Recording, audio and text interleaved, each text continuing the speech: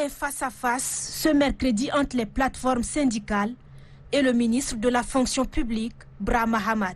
C'est autour du pacte social triennal conclu le 4 octobre 2021 entre le gouvernement, le Comité national du dialogue social qui joue le rôle d'interface et les syndicats.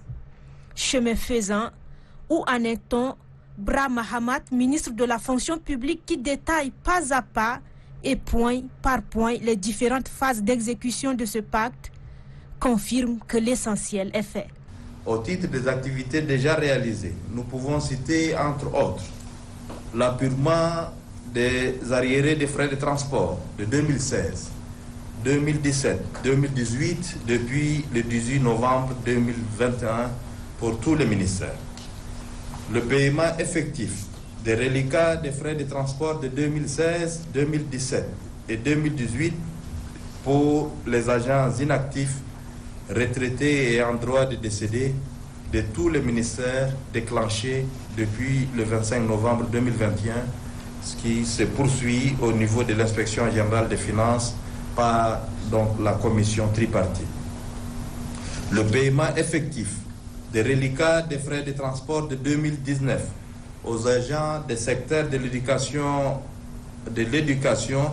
qui comprend donc l'éducation nationale, l'enseignement supérieur, la culture, jeunesse, sport, la formation professionnelle, mais aussi le secteur santé et affaires sociales. Les plateformes syndicales qui reconnaissent les efforts fournis par le gouvernement pour traduire en actes ces engagements vis-à-vis des travailleurs exigent encore plus de sacrifices.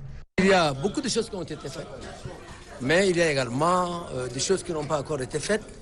Et nous avons demandé à ce que les organes soient mis en place pour permettre aux deux parties, c'est-à-dire le gouvernement et les syndicats, de mieux suivre ce pacte, parce que ce pacte est très important pour la paix sociale. Et comme on le dit, la paix sociale n'a pas de prix.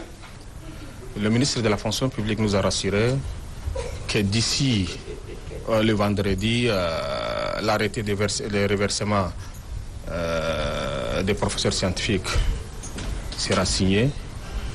Et comme il y a les représentants du ministère des Finances aussi, donc des promesses fermes ont été données pour l'application de certains points. De façon progressive, le gouvernement honore les 25 engagements contenus dans ce pacte. Une détermination qui favorise la consolidation d'un climat social apaisé et déjà améliore significativement les conditions de vie des travailleurs.